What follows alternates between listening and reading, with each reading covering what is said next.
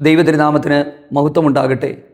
ദൈവത്തോടുകൂടി നടക്കണമെന്നും വസിക്കണമെന്നും അതിയായി ആഗ്രഹിച്ച് അവിടുത്തോടുകൂടെ ചേർന്ന് നടക്കുമ്പോൾ ഒരുപാട് ഒറ്റപ്പെടലുകൾ ജീവിതത്തിൻ്റെ അകത്ത് വരുന്നതായിട്ട് തോന്നിയിട്ടുണ്ടോ? അതായത് പല മേഖലകളിൽ നിന്ന് നമ്മൾ ഒറ്റപ്പെടുന്നു, ബന്ധങ്ങളിൽ നിന്ന് ഒറ്റപ്പെടുന്നു, കൂട്ടുകാരിൽ നിന്ന് നമ്മൾ പ്രതീക്ഷിക്കാത്ത സാഹചര്യങ്ങളിൽ ഒറ്റപ്പെടുന്നു. അതിൻ്റെ കാരണം എന്താണെന്ന് എപ്പോഴെങ്കിലും ചിന്തിച്ചിട്ടുണ്ടോ? ഈ ഒറ്റപ്പെടുത്തലുകൾ ദൈവം ചില സമയങ്ങളിൽ നമ്മുടെ ജീവിതത്തിൽ വരുത്തുന്നതാണ്. അതായത് ദൈവത്താൽ ഉപയോഗിക്കപ്പെടുവാനും ദൈവത്തിന് നമ്മളോട് സംസാരിക്കുവാനും നമ്മിലൂടെ ചെയ്തെടുക്കാനുള്ള ദൈവത്തിൻ്റെ പ്രവൃത്തികൾ ചെയ്തെടുക്കുവാനുമായി നമ്മളെ തനിച്ചാക്കുന്ന ചില സന്ദർഭങ്ങളുണ്ട്. അപ്പോൾ ആ സമയത്ത് നമ്മൾ തനിച്ചിരിക്കാൻ തയ്യാറാകാതെ ദൈവത്തോട് പിറുപിറുത്തും വേദനപ്പെട്ടും പോകുന്ന സന്ദർഭങ്ങളുമുണ്ട്. ദൈവം നമ്മളെ തനിച്ചാക്കുന്ന സന്ദർഭങ്ങൾ ഉണ്ടെന്ന് തന്നെയാണ് ദൈവത്തിൻ്റെ വചനത്തിൽ പറയുന്നത്. അതിന് ഞാൻ 2-3 തെളിവുകൾ നിങ്ങളോട് പറഞ്ഞു തരാം. ഇന്ന് നമ്മൾ ചിന്തിക്കുവാനായിട്ട് പോകുന്നത് കണ്ണുനീരിൻ്റെ പ്രവാചകൻ എന്നറിയപ്പെടുന്ന പ്രവാചകനായ ഇരമ്യാവിൻ്റെ ചില വേദനകളാണ്. അദ്ദേഹത്തിൻ്റെ ദുഃഖത്തിൻ്റെ ചില പ്രസ്താവനകളാണ്. അത് രേഖപ്പെടുത്തിയിരിക്കുന്നത് ഇരമ്യാവിൻ്റെ പുസ്തകം 15-ാം അധ്യായത്തിൻ്റെ 15 മുതൽ താഴോട്ടുള്ള വാക്യങ്ങളിലാണ്. നമ്മളതിനെക്കുറിച്ച് പിന്നീട് ചിന്തിക്കാം. അവിടെ അദ്ദേഹം പറയുന്ന ചില ഭാഗങ്ങളുണ്ട്. നിൻ്റെ കൈ നീ എന്നിൽ നീരസം കൊണ്ട് നിറച്ചിരിക്കിയാൽ ഞാൻ തനിച്ചിരിക്കുന്നു. അതായത് ദൈവം തന്നെ തനിച്ചാക്കി എന്നാണ് പറയുന്നത്. അതെന്തിനാണെന്നുള്ളത് നമുക്ക് പിന്നീട് ചിന്തിക്കാം. രണ്ടാമത്തേത് കാൽവറി ക്രൂശിൽ കിടന്നുകൊണ്ടുള്ള നമ്മുടെ കർത്താവിൻ്റെ ഒരു നിലവിളിയാണ്. എൻ്റെ ദൈവമേ, എൻ്റെ ദൈവമേ, അവിടുന്ന് എന്നെ കൈവിട്ടതെന്ത്. ഗത്സമന മുതൽ ഗബദയിലൂടെ ഗോൽഗോത്തയിലേക്കുള്ള ആ യാത്രകൾ നമ്മൾ ശ്രദ്ധിക്കുമ്പോൾ 12 ശിഷ്യന്മാരും 70-ലധികം മറ്റാൾക്കാരും ഒക്കെ കൂടെ ഉണ്ടായിട്ടും എല്ലാവരാലും കൈവിടപ്പെട്ട് ഒറ്റപ്പെട്ട് പിതാവ് ഏൽപ്പിച്ച ദൗത്യം നിവർത്തിച്ച കർത്താവായ യേശുവിനെ നമുക്ക് കാണാനായിട്ട് പറ്റും. ദൈവരാജ്യത്തിൻ്റെ അകത്തെ ഒറ്റപ്പെടലിൻ്റെ പിന്നിൽ ഒരാത്മീക രഹസ്യമുണ്ട്. അത് നമ്മളെല്ലാവരും അറിഞ്ഞാലേ പറ്റത്തുള്ളൂ. നിർബന്ധമായിട്ടും അതറിയണം. ഈ വീഡിയോ മുഴുവനും നിങ്ങൾ കണ്ടു കഴിയുമ്പം നിങ്ങൾക്കത് മനസ്സിലാകും. അപ്പോൾ നമ്മുടെ ആ പിറുപിറുപ്പുകൾ മാറും. ഇനി അടുത്തത്, ഈ ചില സ്വഭാവങ്ങൾ കൊണ്ട് ഒറ്റപ്പെടുന്നവരുണ്ട് കേട്ടോ. അവരെക്കുറിച്ചല്ല ഞാൻ പറയുന്നത്. അതായത് ഈ മറ്റുള്ളവരെ നിയന്ത്രിക്കാൻ പോയി മറ്റുള്ളവരുടെ അഭിപ്രായങ്ങൾക്കും ആശയങ്ങൾക്കും വില കൊടുക്കാതെ തൻ്റേതായ അഭിപ്രായങ്ങളെയും ആശയങ്ങളെയും മറ്റുള്ളവരുടെ മുമ്പിൽ അടിച്ചേൽപ്പിച്ച് ആരെയും അംഗീകരിക്കാത്ത സ്വയം നീതിമാന്മാരെന്ന് ചമഞ്ഞുകൊണ്ട് നടക്കുന്ന ആളുകളെ സമൂഹവും ആത്മീക കൂട്ടായ്മകളും എല്ലാം ഒറ്റപ്പെടുത്തും. അത് ദൈവം ഒറ്റപ്പെടുത്തുന്നതല്ല, സ്വന്തം സ്വഭാവം കൊണ്ട് ഒറ്റപ്പെടുന്നതാണ്. ഇത് രണ്ടും ഒന്ന് തിരിച്ചറിയുന്നത് നല്ലതാണ്. ഈ ചിലർ ഈ ഒറ്റപ്പെട്ടു പോകുന്നത് അല്ലെങ്കിൽ അവരുടെ ജീവിതത്തിൽ സംഭവിക്കുന്നത് അവരുടെ സ്വഭാവം കൊണ്ടാണ്. പക്ഷേ എല്ലാവരെയും സ്നേഹിച്ചിട്ടും സ്വന്തം നമ്മുടെ ഭാഗത്തു നിന്ന് ഒരു തെറ്റ് നമ്മൾ ചെയ്യാതിരുന്നിട്ടും നിർമ്മലതയോടും പരിഭാവനതയോടും നല്ല മനസ്സാക്ഷിയോടും കൂടെയൊക്കെ ജീവിച്ചിട്ടും നമ്മൾ ഒറ്റപ്പെട്ടു പോകുന്നുണ്ടെങ്കിൽ അതിൻ്റെ പിന്നിൽ ഒരാത്മീക രഹസ്യമുണ്ട്. കർത്താവാണ് നമ്മളെ ഒറ്റപ്പെടുത്തുന്നതെന്ന് നമ്മൾ പറഞ്ഞാൽ നമുക്കത് വിശ്വസിക്കാനായിട്ട് പറ്റുമോ? പ്രിയമുള്ളവരെ, നമ്മുടെ ജീവിതത്തിൽ ദൈവത്തിൽ നിന്ന് നമ്മളെ അകറ്റിക്കളയുന്ന എല്ലാ കാര്യവും ദൈവം മുമ്പാകെ വിഗ്രഹമാണ്. നമ്മൾ ഈ വിഗ്രഹം എന്ന് പറയുന്നത് എന്താ? സാധാരണ ഒരു ക്രിസ്തുവിശ്വാസിയെ സംബന്ധിച്ചിടത്തോളം അവർ ഈ വിഗ്രഹം എന്ന് പറയുന്നത് ഒന്നുകിൽ ഒരു രൂപം, അല്ലേ പിന്നെ ഫോട്ടോയിലൂടെ അല്ലെ എന്തിലേലുമൊക്കെ ദൈവത്തെ കണ്ടെത്താൻ ശ്രമിക്കുന്നതിനെയാണ് നമ്മൾ വിഗ്രഹം എന്ന് പറയുന്നത്. പക്ഷേ വേദപുസ്തകത്തിൽ കുറച്ചുകൂടി ആഴത്തിലേക്ക് നമ്മൾ ഇറങ്ങുമ്പോൾ ദൈവത്തിൽ നിന്ന് നമ്മളെ അകറ്റിക്കളയുന്ന സകലതും വിഗ്രഹം ആണ്. അതുകൊണ്ട് ഇത്തരത്തിലുള്ള വിഗ്രഹങ്ങൾ നമുക്ക് പലതും തെറ്റല്ലെന്ന് തോന്നിയാലും ദൈവത്തിൻ്റെ കണ്ണിലൂടെ അത് നോക്കുമ്പോൾ അത് തെറ്റാണ്, നമ്മളെ ദൈവത്തിൽ നിന്ന് അകറ്റിക്കളയുന്നതാണ്. അതുകൊണ്ട് ചില സമയങ്ങളിൽ ചില ബന്ധങ്ങളും ചില കൂട്ടുകെട്ടുകളും ചില സ്നേഹ സൽക്കാരങ്ങളുമൊക്കെ നമ്മുടെ ജീവിതത്തിൽ വേണ്ട എന്ന് വെക്കാൻ ദൈവം നമ്മളോട് പറയും. അതിനെ മുൻവിധി കൂടാതെ അനുസരിക്കാനായിട്ട് നമ്മൾ തയ്യാറാകണം. ദൈവവചനത്തിലേക്ക് പോകാം. ചില അനുഭവങ്ങളിലേക്ക് നമുക്ക് പോകാം. ഇരമ്യാവ് ദൈവത്തോട് പറയുന്ന ചില വാക്കുകളാണ് 15-ാം അധ്യായത്തിൻ്റെ 15 മുതൽ 18 വരെയുള്ള വാക്യങ്ങൾ. അതിൻ്റെ അകത്ത് എന്നെ ഏറ്റവും അധികം ചിന്തിപ്പിച്ചത് യിരെമ്യാവ് ദൈവത്തോട് പറയുക, ദൈവമേ, അവിടുന്ന് എനിക്ക് ചതിക്കുന്ന തോട് പോലെയും വെള്ളമില്ലാത്ത വറ്റിപ്പോകുന്ന വെള്ളം പോലെയും ആയിരിക്കുമോ? ചതിക്കുന്ന തോട്. ഞാൻ ആ ഭാഗം ഒന്ന് വായിച്ച് ധ്യാനിച്ചു. ദൈവമേ, എന്താ ഈ ഇത്രയും ദൈവത്തെ അറിഞ്ഞ ദൈവമനുഷ്യൻ എന്തിനാ ഇങ്ങനെയൊക്കെ പറഞ്ഞത്? ചതിക്കുന്ന തോട്. ഈ ചതിക്കുന്ന തോടിനെക്കുറിച്ച് പഠിച്ചപ്പം എന്താണെന്നറിയാമോ? മരുഭൂമിയിലെ തോടുകൾ നമ്മൾ ദൂരെ നിന്ന് നോക്കുമ്പം വെള്ളം ഉണ്ടെന്ന് തോന്നും, പക്ഷെ പ്രതീക്ഷയോടെ നമ്മളവിടെ ചെല്ലുമ്പം ആ തോട്ടിൽ വെള്ളം കാണത്തില്ല. അതായത് നമ്മൾ ദൈവത്തിൽ പ്രതീക്ഷ അർപ്പിച്ച് ആശ്രയിച്ച് നമ്മൾ ചുവടുകൾ വെക്കും, പക്ഷെ പിന്നെ ഒന്നുമില്ലാത്തതുപോലെ തോന്നും. ഇങ്ങനെ ഒരു അനുഭവം യിരെമ്യാവിൻ്റെ ജീവിതത്തിൽ ഉണ്ടായി. പ്രിയരെ, ഞാനൊരു കാര്യം പറയാം. ചിലർ പറയത്തില്ലേ, വിശ്വാസത്തിലിറങ്ങി ചതിക്കപ്പെട്ടു, കർത്താവിനെ അറിഞ്ഞിരുന്നെങ്കിൽ അറിഞ്ഞിരുന്നില്ലെങ്കിൽ എത്ര നല്ലതായിരുന്നു, അറിഞ്ഞതുകൊണ്ടാണ് ഇതൊക്കെ സംഭവിച്ചത്. അതെന്തുകൊണ്ട് അങ്ങനെ പറയുന്നതെന്നറിയാമോ? അവർ ദൈവത്തിൻ്റെ ഉദ്ദേശത്തെയും അവരുടെ പിന്നിലെ വിളിയുടെ ഉദ്ദേശത്തെയും അവർ മനസ്സിലാക്കുന്നില്ല എന്നുള്ളതാണ്. ദൈവം നമ്മളെ ഉപയോഗിക്കണമെങ്കിൽ, ദൈവം നമ്മളോട് സംസാരിക്കണമെങ്കിൽ നമ്മുടെ ജീവിതത്തിൽ നമുക്കൊരു ഏകാന്തതയും ദൈവത്തോടുള്ള വ്യക്തിപരമായ ഒരു ബന്ധവും ആവശ്യമാണ്. നമുക്ക് വളരെ വേഗത്തിൽ ഈ ഒരു കാര്യത്തിലേക്ക് പോകാം. കുറച്ച് നാളുകൾക്ക് മുമ്പ് ഞാൻ എൻ്റെ കൃഷിയുമായിട്ട് ബന്ധപ്പെട്ടൊരു അനുഭവം നിങ്ങളോട് പറഞ്ഞിട്ടുണ്ടായിരുന്നു. ചിലർ കേട്ട് കാണുമായിരിക്കും. ഇന്നലെയും ഞാനൊരു മീറ്റിങ്ങിൽ ഞാനത് പറഞ്ഞു. ഈ 2022-23 ആ സമയത്താണെന്ന് എനിക്ക് തോന്നുന്നു. അന്ന് എനിക്ക് കൃഷി ഭയങ്കര ഇഷ്ടമാണ്. കാരണം ഞാൻ BSc, ഞാൻ ഡിഗ്രിക്കൊക്കെ പഠിച്ചത് ഞാൻ ബോട്ടണിയാണ്. എനിക്ക് കൃഷി ഭയങ്കര ഇഷ്ടമാണ്. കൃഷി എനിക്ക് ഭ്രാന്താണ് ശരിക്കും. അപ്പം ഞാൻ ഞങ്ങളുടെ പറമ്പിൽ 2022 ആ ഒരു സമയങ്ങളിൽ കുറേ കപ്പ നട്ടു. 250-270 മൂട് കപ്പ ഞാനും എൻ്റെ പപ്പായും കൂടി നട്ടു. ഒരൊറ്റ പണിക്കാരുടെയും സഹായമില്ലാതാണ് നട്ടത്. ഭയങ്കര സന്തോഷമായിരുന്നു. നട്ടിട്ട് അവസാനം ആ കിട്ടിയ വിളവ് എൻ്റെ ചർച്ചിലെ വിശ്വാസികൾക്കെല്ലാം ഒരു 2 കിലോ 2.5 കിലോ ഉള്ള കിറ്റാക്കി എല്ലാവർക്കും സൗജന്യമായിട്ട് കൊടുത്തു. ചുറ്റുപാടുമുള്ള ആൾക്കാർക്കെല്ലാം സൗജന്യമായി കൊടുത്തു. ഒരു 10-12,000 രൂപയുടെ കപ്പ വിറ്റു. അപ്പം ആ വിറ്റ് കിട്ടിയ പൈസ കൊണ്ടുവന്ന് ഞാൻ ഫീസ് അടച്ചു. കുഞ്ഞിൻ്റെ മോൻ്റെ ഫീസ് കൊണ്ടടച്ചു. അടച്ചു കഴിഞ്ഞപ്പോൾ എനിക്ക് ഭയങ്കര സന്തോഷമായി. അപ്പം ഞാൻ ചിന്തിച്ചു, അടുത്ത വർഷം കുറച്ചുകൂടെ കൃഷി വിപുലമാക്കണം. അങ്ങനെ എനിക്കറിയാവുന്നൊരു സ്നേഹിതനായ ദൈവദാസൻ, അദ്ദേഹത്തോടു കൂടിയൊക്കെ സംസാരിച്ചു. അദ്ദേഹം ഭയങ്കര കൃഷിക്കാരനാണ്. കൃഷി മോശമാണെന്നല്ല ഞാൻ പറയുന്നത് കേട്ടോ. ഞാൻ ഇതിനു മുമ്പ് ഒരു വീഡിയോയിൽ ഞാൻ ഈ ഒരു അനുഭവം പറഞ്ഞിട്ടുണ്ട്.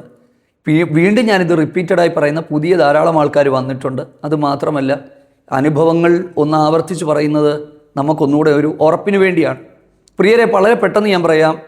കൂടുതൽ പച്ചക്കറിയും അതുപോലെ പയറും, കപ്പ മാത്രമല്ല കേട്ടോ, പച്ചക്കറി, പയർ, പാവൽ, ഇതെല്ലാം കൃഷി ചെയ്ത് എനിക്ക് ഇഷ്ടം പോലെ ഉണ്ടായിട്ടുണ്ട്. ഞാൻ കൃഷി ചെയ്താൽ ശരിക്കും ഉണ്ടാകുകയും ചെയ്യും. കാരണം എനിക്ക് കുറച്ച് ആ രീതികൾ അറിയാവുന്നത് കൊണ്ടാണ്. അപ്പം ഞാനിങ്ങനെ കൃഷി ചെയ്യാനായിട്ട് തുടങ്ങി. ഇങ്ങനെ അടുത്ത കാര്യങ്ങൾ കുറച്ചുകൂടെ വിശാലമായി ചെയ്യണം എന്നൊക്കെ വെച്ചു. അതിൻ്റെ കാരണം എന്താണെന്നറിയാമോ? അതിൻ്റെ കാരണം, കുറച്ച് പൈസയുടെ കിട്ടിയാൽ ദൈവത്തിന് എന്നെ കുറച്ചുകൂടെ ദൈവത്തിന് കുറച്ചെന്നെ സഹായിച്ചാൽ മതിയല്ലോ. അതുകൊണ്ടാണ്. അപ്പം അങ്ങനെ ചിന്തിച്ചു. ഒരു രാത്രിയിൽ വ്യക്തമായ ഒരു ദൈവിക ദർശനം കർത്താവിനെ കാണിച്ച ദർശനം, ഞാൻ ഈ നട്ടുകൊണ്ടിരിക്കുന്ന പയറും ചീരയും എല്ലാം ഏതോ ഒരു മനുഷ്യൻ വന്ന് പിഴുതെറിയുകയാണ്, മുഴുവനും പിഴുതെറിയുകയാണ്.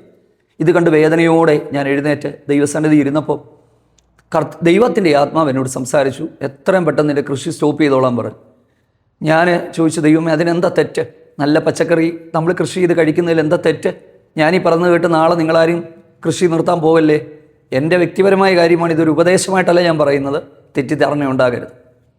എനിക്കൊരു കാര്യം മനസ്സിലായി. വളരെ ചുരുക്കത്തിൽ ഞാൻ പറയാം.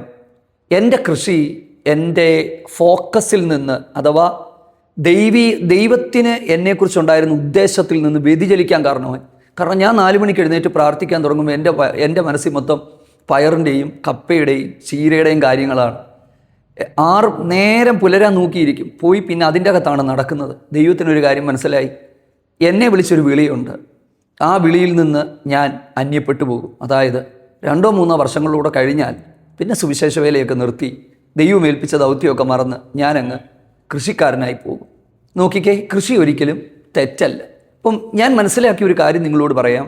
ദൈവത്തിൽ നിന്ന് നമ്മളെ അകറ്റിക്കളയുന്ന മറ്റൊന്നും, ഇത് നമ്മൾ വ്യക്തിപരമായി ദൈവത്തിൽ നിന്ന് പഠിക്കേണ്ട കാര്യമാണ്. ഞാൻ വീണ്ടും പറയുകയാണ്, പ്രിയമുള്ളവരെ, ഞാൻ ഈ പറയുന്നത് കേട്ട് നിങ്ങളാരും നാളെ നിങ്ങളുടെ ജോലി വിടാനോ കൃഷി നിർത്താനോ നിങ്ങൾ ചെയ്യുന്ന പണി ചെയ്യാനോ നിൽക്കരുത്. ദൈവം നിങ്ങളോട് പറഞ്ഞാൽ ദൈവം ഒരു കാര്യം നിങ്ങളോട് വേണ്ട എന്ന് പറഞ്ഞാൽ മാത്രം ഒരു പ്രവാചകൻ്റെയും ഒരു വ്യക്തിയുടെയും വാക്ക് കേട്ട് നിങ്ങളത് ചെയ്യരുത്. വീണ്ടും ഞാൻ പറയുകയാണ്, അത് ഞാൻ പറഞ്ഞു എന്നുള്ളതേ ഉള്ളൂ. അപ്പം ദൈവത്തിന് സ്തോത്രം. നമ്മൾ പല സമയത്തും ദൈവത്തെ സഹായിക്കാൻ നടക്കുന്നവരാണ്. കാരണം ഞാൻ ചിന്തിച്ചെന്താണെന്നറിയോ, എനിക്കൊരു 15,000 രൂപ ഞാൻ കഷ്ടപ്പെട്ടുണ്ടാക്കിയാൽ എന്നെ അത്രയും കുറച്ച് ദൈവത്തിന് സഹായിച്ചാൽ പോരെ. എൻ്റെ കുഞ്ഞുങ്ങളെ പഠിപ്പിക്കാൻ പിന്നെ ദൈവത്തിന് കഷ്ടപ്പെടേണ്ട ആവശ്യമില്ലല്ലോ. പക്ഷെ പ്രിയമുള്ളവരെ, നമ്മുടെ സഹായം ദൈവത്തിന് ആവശ്യമില്ല. ദൈവത്തിന് ആവശ്യം നമ്മളെയാണ്. യിരെമ്യാവ് പറയുന്ന വാക്കുകളിലേക്ക് നമുക്ക് വളരെ വേഗത്തിലൊന്ന് വരാം. നിങ്ങൾ ആ ഭാഗം ഒന്ന് വായിച്ച് ധ്യാനിക്കുമ്പോൾ നമുക്ക് എന്താ കാണാനായിട്ട് പറ്റുന്നത്? ദൈവമേ, ഞാൻ നിന്നോടുകൂടെ നടന്നിട്ട് എൻ്റെ വേദന, ആ വാക്കുകൾ നിങ്ങളൊന്ന് ശ്രദ്ധിക്കുക. എൻ്റെ വേദന നിരന്തരവും എൻ്റെ മുറിവ് പൊറുക്കാത്തവണ്ണം വിഷമവും ആയിരിക്കുന്നത് എന്താണ്? കൂട്ടുകാരോടുകൂടെ ഞാൻ ഇരുന്നിട്ടില്ല, കളിക്കാരോടുകൂടെ ഞാൻ ഉല്ലസിച്ചിട്ടില്ല. നിൻ്റെ കൈ എന്നെ നീരസം കൊണ്ട് നിറച്ച് എന്നെ തനിച്ചാക്കി. ദൈവം എന്തിനാ ചില സമയത്ത് തനിച്ചാക്കുന്നത്? ചില ബന്ധങ്ങൾ ദൈവം എന്തിനാ അവസാനിപ്പിക്കുന്നത്? ചില കൂട്ടുകെട്ടുകൾ ദൈവം എന്തിനാ ബ്രേക്ക് ചെയ്യുന്നത്? എന്തിനാ ബ്രേക്ക് ചെയ്യുന്നത്? ദൈവത്തിന് സ്തോത്രം. നമ്മുടെ ഏകാഗ്രതയും നമ്മുടെ മനസ്സൊരുക്കവും ദൈവത്തിന് ആവശ്യമാണ്. ദൈവം ആത്മാവായതുകൊണ്ട് നമ്മളൊരു കാര്യം മനസ്സിലാക്കണം. ദൈവം ഏറ്റവും കൂടുതൽ ഒരു വ്യക്തിയോട് സംസാരിക്കുന്നത് വ്യക്തിപരമായിട്ടാണെന്ന് വിശ്വസിക്കുന്ന ഒരാളാണ് ഞാൻ. വേദപുസ്തകം മുഴുവനും നിങ്ങൾ വായിച്ചു നോക്കുക. യഹോവ അബ്രഹാമിനോട്, യഹോവ മോശയോട്, യഹോവ യാക്കോബിനോട്, യഹോവ യിരെമ്യാവിനോട്. ദൈവത്തിന് സ്തോത്രം. പ്രിയപുരുഷനായ ദാനിയേലെ, ശൗലിനോട് ദമസ്കോസിൻ്റെ പടിവാതിക്കൽ. അപ്പം എന്തു മനസ്സിലായി? ഏറ്റവും കൂടുതൽ ദൈവം നമ്മളോട് സംസാരിക്കുന്നത് പേഴ്സണലിയാണ്. നമ്മൾ പലപ്പോഴും പ്രതീക്ഷിക്കുന്നത് പ്രവാചകനിലൂടെ സംസാരിക്കട്ടെ. എന്നോട് ഒത്തിരി ആളുകൾ ദൈവത്തിൻ്റെ ആലോചനകൾ എൻ്റെ ബാല്യകാലം മുതൽ പറഞ്ഞിട്ടുണ്ട്. പക്ഷെ ആ ആലോചനകൾ കേട്ടിട്ട് എൻ്റെ ജീവിതത്തിൽ എനിക്ക് പ്രത്യേകിച്ച് ഒന്നും തോന്നിയില്ല. നമുക്ക് ഭയങ്കര സന്തോഷമാണ്. പക്ഷേ ഈ കേൾക്കുന്ന ആലോചനകളൊന്നും പലതും അതിൻ്റെ പൂർണ്ണതയിൽ നടക്കുന്നില്ല. പക്ഷെ എന്ന് ഞാൻ വ്യക്തിപരമായി ദൈവശബ്ദം കേൾക്കാൻ തയ്യാറായി ദൈവസന്നിധിയിൽ ഇരിക്കുമോ, അന്നു മുതൽ വചനത്തിലൂടെ ദൈവം എന്നോട് സംസാരിച്ചു തുടങ്ങി. ഇന്ന് നിങ്ങൾ കേൾക്കുന്ന ഈ തിരുവചന സന്ദേശങ്ങളെല്ലാം എൻ്റെ വ്യക്തിപരമായ ജീവിതത്തിൽ ദൈവത്തിൽ നിന്ന് ഞാൻ കേട്ട അരുളപ്പാടുകളും വചനത്തിലൂടെ സംസാരിച്ച ദൈവത്തിൻ്റെ ഇടപെടലുകളുമാണ്. ദൈവത്തിൻ്റെ വചനത്തിന് ഒന്നാം സ്ഥാനം ജീവിതത്തിൽ കൊടുക്കണം. മറ്റാര് എന്ത് പറഞ്ഞാലും. യിരെമ്യാവിൻ്റെ വാക്കുകൾ ശ്രദ്ധിക്കുക. ഞാൻ നിൻ്റെ വചനങ്ങളെ കണ്ടെത്തി ഭക്ഷിച്ചിരിക്കുന്നു എന്നാണ്. കണ്ടെത്തി. ദൈവം എൻ്റെ കയ്യിൽ കൊണ്ട് തന്നെന്നല്ല, ഞാൻ കണ്ടെത്തി. ദൈവത്തിന് സ്തോത്രം. നിൻ്റെ വചനത്തെ ഞാൻ കണ്ടെത്തി, അതിനെ ഞാൻ ഭക്ഷിച്ചു. അതായത് ഏറ്റവും കൂടുതൽ ദൈവം നമ്മളോട് സംസാരിക്കുന്നത് തൻ്റെ വചനത്തിലൂടെയാണ്. ഈ വചനമാണ് നമ്മളെ ശുദ്ധീകരിക്കുന്നത്. ഈ വചനമാണ് നമുക്ക് രക്ഷ തരുന്നത്. ഇല്ലേ? വചനം ജഡമായി അതെ നമ്മുടെ ഇടയിൽ പാർത്തെന്നാണ്. അത് കർത്താവായ യേശു ക്രിസ്തുവാണ്. അവിടുത്തെ വചനങ്ങൾ അവിടുന്ന് ദൈവരാജ്യത്തിൻ്റെ അല്ലെങ്കിൽ സ്വർഗരാജ്യത്തിൻ്റെ മൊഴികൾ നമുക്ക് തന്നു. അതാണ് നമ്മളെ നിത്യതയിലേക്ക് എത്തിക്കുന്നത്. അതാണ് നമ്മളെ കർത്താവിൻ്റെ വരവെങ്കിലേക്ക് ഒരുക്കുന്നത്. അതാണ് നമ്മളെ ശുദ്ധീകരിക്കുന്നത്. നമ്മൾ ഒത്തിരി കൂട്ടത്തിലും ബഹളത്തിലും അടിച്ചുപൊളിയിലും ബന്ധങ്ങളിലും ഒത്തിരി നമ്മൾ പോയാൽ നമുക്ക് അന്നേരം സന്തോഷം കിട്ടുമെങ്കിലും നമുക്ക് കർത്താവിനോട് കൂടെയുള്ള കൂട്ടായ്മ നമുക്ക് അനുഭവിക്കാനായിട്ട് പറ്റത്തില്ല. ഞാൻ ഈ പറഞ്ഞതിൻ്റെ അർത്ഥം നമുക്കാരും വേണ്ട എന്നുള്ളതല്ല. പക്ഷെ നമ്മൾക്ക് ദൈവവുമായിട്ട് ഒരു വ്യക്തിപരമായ ബന്ധം നമുക്കുണ്ടാകണം. അതില്ലാത്തടത്തോളം കാലം നമ്മൾ ഒരിക്കലും വളരത്തില്ല. ചിലർ ഈ ആത്മീയ കൂട്ടായ്മകളെ കുറ്റം പറയും. ഞങ്ങളുടെ കൂട്ടായ്മ അങ്ങനെയാണ് ഇങ്ങനെയാണ്. സത്യമാണ്. നമ്മൾ ഈ പ്രതീക്ഷിക്കാത്ത കാര്യങ്ങൾ ജീവിതത്തിൽ ഉണ്ടാകുമ്പോൾ നമുക്കൊത്തിരി വേദനകളുണ്ടാകും. നമ്മൾ പ്രതീക്ഷിക്കുന്ന ആളുകളിൽ നിന്ന് ദുരനുഭവങ്ങൾ ഉണ്ടാകുമ്പോൾ നമുക്കൊത്തിരി വേദനയുണ്ടാകും. ഇതൊക്കെ സത്യസന്ധമായ കാര്യങ്ങൾ തന്നെയാണ്. പക്ഷേ നമ്മൾ അതിനെയെല്ലാം എടുത്ത് ദൂരെ കളഞ്ഞിട്ട് നമ്മളും ദൈവവും തമ്മിലുള്ള ആഴമായൊരു ബന്ധത്തിലേക്ക് നമ്മളാകുക. തനിച്ചിരിക്കുക. ഇല്ലേ? ഞാൻ അവളെ മരുഭൂമിയിലേക്ക് വശീകരിച്ചു കൊണ്ടുപോയി ഹൃദ്യമായി ഞാൻ അവളോട് സംസാരിക്കും. മരുഭൂമിയിലേക്ക് വശീകരിച്ചു കൊണ്ടുപോകുമെന്നാണ് പറഞ്ഞത്. അല്ലാതെ എന്താ പറയുന്നത്, ലക്ഷറിയസ് ഹോട്ടലിലേക്ക് കൊണ്ടുപോകുമെന്നല്ല പറഞ്ഞത്. ഒന്നും കാണാനില്ലാത്ത ഇടത്ത്, ഒന്നും മിണ്ടാനില്ലാത്ത ഇടത്ത്, ഒന്നിനും പ്രതീക്ഷയില്ലാത്ത സ്ഥലത്ത്, വെള്ളമില്ലാത്ത സ്ഥലത്ത്, ആഹാരമില്ലാത്ത സ്ഥലത്ത് ദൈവം വശീകരിച്ചു കൊണ്ടുപോകുമ്പോൾ പ്രിയരെ, അതിൻ്റെ പിന്നിൽ ദൈവത്തിന് ചില ഉദ്ദേശങ്ങളുണ്ട്. ചില വഴികൾ അടയപ്പെടുമ്പോൾ, ചിലത് നമ്മുടെ ജീവിതത്തിൽ ദൈവം വിരാമം കൽപ്പിക്കുമ്പോൾ നമ്മൾ ദൈവത്തിൻ്റെ സന്നിധിയിൽ ചില സമർപ്പണത്തിലേക്കും തീരുമാനത്തിലേക്കും വരേണ്ടുന്ന സമയങ്ങളായി. ഇതാണ് തനിച്ചിരിക്കുന്നതിൻ്റെ ആത്മീക രഹസ്യം എന്ന് പറയുന്നത്. ഇന്നലെ ഞാനൊരു ഉപവാസ പ്രാർത്ഥനയിൽ ശുശ്രൂഷിക്കായിരുന്നു, എൻ്റെ ചർച്ചിൽ തന്നെ. അവിടെ വൈകിട്ട് ഞാൻ പ്രസംഗിച്ചതും ഇതേ കാര്യം തന്നെയാണ്. വേദപുസ്തകത്തിലെ ഉപവാസങ്ങളൊക്കെ നമ്മൾ എടുത്തു നോക്കിക്കൊള്ളുക. കൂട്ടമായ ഉപവാസത്തേക്കാൾ അധികമായി നമ്മൾ കാണുന്നത് വ്യക്തിപരമായ ഉപവാസമാണ്. മോശ പർവ്വതത്തിൽ യഹോവയാം ദൈവത്തോടുകൂടി ദിനരാത്രങ്ങളായിരുന്നു നമുക്കറിയാം. നെഹമ്യാവ് മാസങ്ങൾ, ആഴ്ചകൾ അദ്ദേഹം ആ രാജധാനിയിൽ അദ്ദേഹം ആയിരുന്നത് നമുക്കറിയാം. അടുത്തത് ദാനിയേൽ ഒറ്റയ്ക്കായിരുന്നു. നമ്മുടെ യേശു കർത്താവ് തൻ്റെ പരസ്യ ശുശ്രൂഷ ആരംഭിക്കുന്നതിന് മുമ്പ് ഉള്ള ഉപവാസം ഒറ്റയ്ക്കായിരുന്നു. കൂടുതൽ സമയങ്ങൾ നമ്മൾ ഒറ്റയ്ക്ക് നമ്മൾ ദൈവത്തോടുള്ള ബന്ധത്തിൻ്റെ അകത്ത് നമ്മൾ മുമ്പോട്ട് പോകാനായിട്ട് നമ്മൾ കഴിയണം. അന്നേരം മാത്രമേ യഥാർത്ഥമായ ഒരു രൂപാന്തരം നമുക്കുണ്ടാകത്തുള്ളൂ. ഓക്കെ, നമുക്ക് ആ വാക്യത്തിലേക്ക് പോകാം. ഞാൻ കളിക്കാരോടുകൂടെ ഇരുന്നിട്ടില്ല, ഞാൻ തനിച്ചിരുന്നു, അങ്ങയുടെ കൈ എന്നെ നീരസത്തിലേക്ക് നടത്തി. ഈ ചില സമയത്ത് ചില ബന്ധങ്ങളെല്ലാം ദൈവം അവസാനിപ്പിക്കും. നമ്മൾ ചിന്തിക്കും, അയ്യോ അവരിപ്പോൾ മിണ്ടുന്നില്ലല്ലോ, അവരിപ്പോൾ പിണങ്ങി മാറിയല്ലോ, അവരിപ്പോൾ സഹകരിക്കുന്നില്ലല്ലോ. ഒന്നും വിഷമിക്കേണ്ട. നമ്മുടെ കുറ്റം കൊണ്ട് മാറിയെങ്കിൽ നമ്മളൊന്ന് ശ്രദ്ധിക്കണേ. ചില ആൾക്കാർ അങ്ങനെ ഉണ്ട്, അവരുടെ സ്വഭാവം കൊണ്ട്. ചിലരുടെ സ്വഭാവം ഉള്ളിൻ്റെ സ്വഭാവമാണ്, അവരോട് ആർക്കും ചേർന്ന് നിൽക്കാൻ പറ്റത്തില്ല. പക്ഷേ ഇതെല്ലാമായിട്ടും ഒറ്റയ്ക്കിരിക്കാനും ഒരുപാട് ദൈവസന്നിധിയിൽ കരയാനും പ്രാർത്ഥിക്കാനും നമുക്കൊരു ദാഹം തോന്നുന്നുണ്ടെങ്കിൽ ദൈവം നമ്മളെ ഉപയോഗിക്കാനുള്ള അടുത്ത സമയമായി ഞാൻ അങ്ങനെ വിശ്വസിക്കുന്ന ഒരാളാണ്. എന്താണ് കാര്യമെന്നറിയാമോ? ഏറ്റവും കൂടുതൽ ദൈവം നമ്മളെ ഉപയോഗിക്കുന്ന സമയങ്ങളിൽ നമ്മളെ ഒറ്റയ്ക്ക് ആഴമായൊരു പ്രാർത്ഥനാ ജീവിതത്തിലേക്ക് പരിശുദ്ധാത്മാവ് നമ്മളെ കൊണ്ടുപോകുന്നത് നമുക്ക് മനസ്സിലാക്കാനായിട്ട് പറ്റും. അത് തിരിച്ചറിയുക എന്നുള്ളതാണ് ഏറ്റവും പ്രധാനപ്പെട്ടത്. ചിലരെ സംബന്ധിച്ചിടത്തോളം അവർക്കിങ്ങനെ അടിച്ചുപൊളി, കറക്കം, എപ്പോഴും ആൾക്കാരെടുത്തുണ്ടാകണം, അങ്ങനെയുള്ള സ്വഭാവമുള്ളവരുണ്ട്. പക്ഷേ ക്രിസ്തീയ ജീവിതത്തിൽ നമ്മളും ദൈവവും തമ്മിലുള്ള ആ ഒരു ടൈം ഇല്ലേ? നമ്മൾ കർത്താവ് വരാൻ താമസിച്ചില്ലെങ്കിൽ നമ്മളൊക്കെ നമ്മുടെ കല്ലറയിലോട്ട് പോകുമ്പോൾ നമ്മുടെ ഉറ്റവരും നമ്മുടെ ബന്ധുക്കളും പ്രിയപ്പെട്ടവരും എല്ലാം ആ കല്ലറയുടെ അടുത്ത് വന്ന് കുറച്ച് കണ്ണുനീരൊക്കെ ഒഴുക്കി അവരവിടുന്ന് ആ പൊതിയൊക്കെ വാങ്ങി കഴിച്ച് കുറച്ച് കഴിയുമ്പം മണിക്കൂറുകൾ കഴിയുന്നതിന് മുമ്പേ മറന്നു പോകുന്ന ആളുകളുണ്ട്. സ്നേഹിച്ച ഭർത്താവിൻ്റെ വിയോഗം കഴിഞ്ഞ ദിവസങ്ങൾ തീരുന്നതിന് മുമ്പേ അടുത്ത പുരുഷൻ്റെ കൂടെയൊക്കെ ഇറങ്ങിപ്പോയ ആളുകളൊക്കെ ഉണ്ട്. അല്ലെങ്കിൽ അടുത്തയാളെ വിളിച്ചുകൊണ്ട് വന്ന പുരുഷന്മാരും അങ്ങനെയൊക്കെയുള്ള ആളുകളുമൊക്കെ ഉണ്ട്. അപ്പം മനുഷ്യൻ ചോദിക്കും, ഇതൊക്കെ എന്താണ് ഇങ്ങനെയൊക്കെ സംഭവിക്കുന്നത്? പ്രിയമുള്ളവരെ, മനുഷ്യൻ്റെ ജീവിതം ഇതാണ്. പക്ഷെ മരണത്തിനപ്പുറം നമ്മളെ ആ മണ്ണിലേക്ക് എടുത്തു വച്ചാലും നമ്മളെ നെഞ്ചോട് ചേർത്ത് പിടിക്കുന്ന ഒരരുമനാഥനായ കർത്താവുണ്ട്. ഇരമ്യാവ് പറയുകയാണ്, അവിടുന്ന് എന്നെ തനിച്ചാക്കി, അവിടുന്ന് എന്നെ ഒറ്റയ്ക്കാക്കി. പക്ഷെ ഒറ്റയ്ക്കാക്കിയപ്പം നീ എനിക്ക് ചതിക്കുന്ന തോട് പോലെ ദൈവത്തിന് സ്തോത്രമായി തീർന്നത് എന്തിനാണ് ദൈവമേ എന്ന് ചോദിച്ചപ്പം അടുത്ത വാക്യത്തിലാണ് ഈ ചോദ്യത്തിൻ്റെ ഉത്തരം കിടക്കുന്നത്. എന്താണ് ആ വാക്യം എന്ന് പറയട്ടെ? അതുകൊണ്ട് യഹോവ ഇപ്രകാരം അരുളി ചെയ്യുന്നു, നീ മടങ്ങി വന്നാൽ ഞാൻ നിന്നെ എൻ്റെ മുമ്പാകെ നിൽക്കുവാൻ തക്കവണ്ണം കൈക്കൊള്ളും. നീ അധമമായതൊഴിച്ച് ഉത്തമമായത് പ്രസ്താവിച്ചാൽ നിൻ്റെ വായ് എൻ്റെ വായ് പോലെയാകും. നിന്നോട് യുദ്ധം ചെയ്യുന്നവർ ജയിക്കുകയില്ല. എന്തിനാ ദൈവം നമ്മളെ ഒറ്റപ്പെടുത്തുന്നത്? നമ്മൾ ക്രമീകരിക്കാനും നമ്മുടെ ജീവിതത്തെ കാണാനും ശുദ്ധീകരിക്കപ്പെടുവാനും ദൈവഹിതം നിവർത്തിക്കുവാനുമായിട്ടാണ്.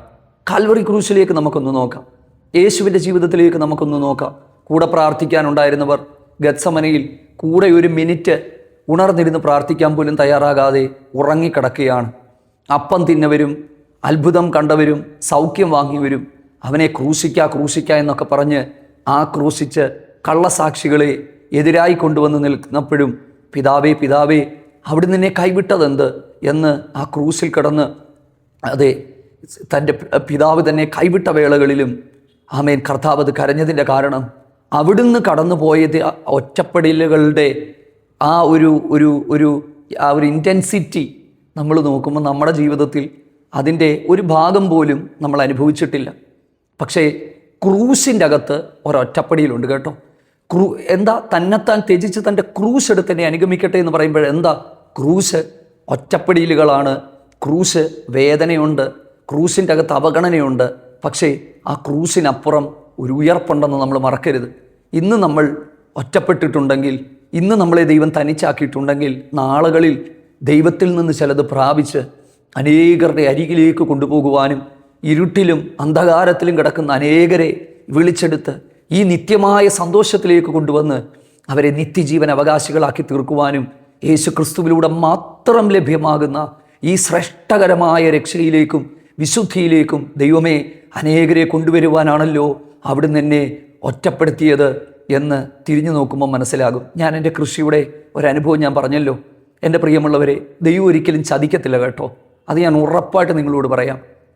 അന്ന് ആ താൽക്കാലികമായ ലാഭം ഞാൻ വേണ്ടാന്ന് വെച്ച് ഞാൻ ദൈവസന്നിധി ഇരുന്നപ്പോൾ ഞാൻ ദൈവത്തോട് ചോദിച്ചു, എൻ്റെ കുഞ്ഞുങ്ങളെ ഞാൻ എങ്ങനെ പഠിപ്പിക്കും?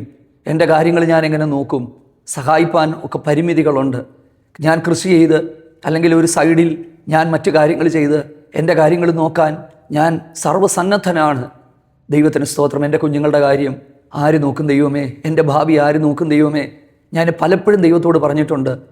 ഞാൻ എൻ്റെ പല സാക്ഷ്യങ്ങളിലും ഞാൻ പറഞ്ഞിട്ടുണ്ട്, ഒരു 500 രൂപ, ഞാൻ ഈ പറയുന്ന കാര്യം നിങ്ങളൊന്ന് ശ്രദ്ധിക്കണം. ഒരു 500 രൂപ നമുക്കൊരാൾ തരണമെങ്കിൽ അത് വെറുതെ തരുമോ?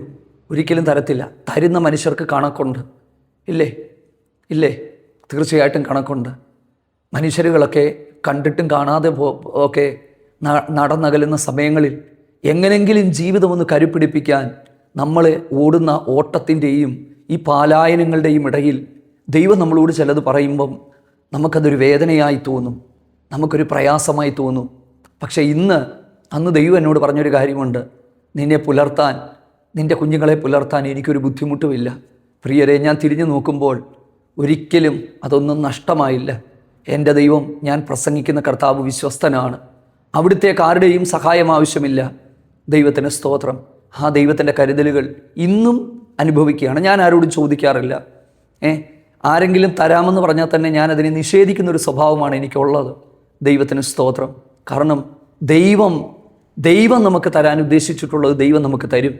അതിന് ദൈവം മനുഷ്യനിൽ നമ്മൾ ആശ്രയിച്ച് നമ്മുടെ കൃപ നഷ്ടപ്പെടുത്തി കളയരുത്.